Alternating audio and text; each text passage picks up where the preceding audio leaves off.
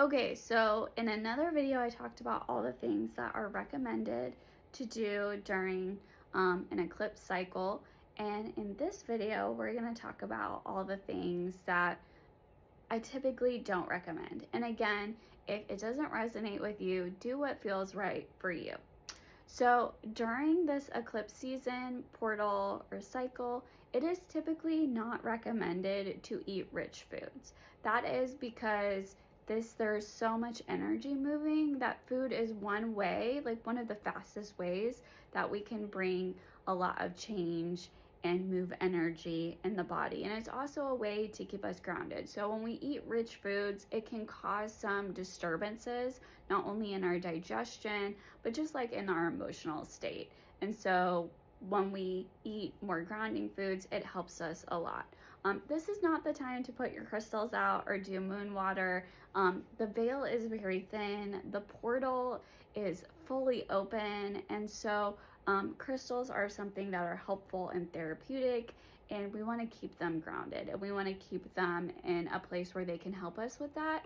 And so that's why it's typically not recommended to do moon water or put your crystals out under the moon or the sun during this time.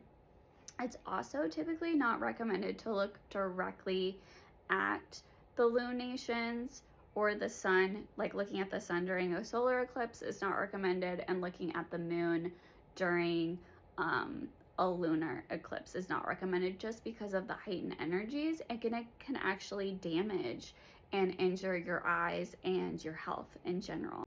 This is also typically not the time to do intense ritual work. And yes, there are certain rituals that, like, if you do them every day all the time, keep doing that, of course.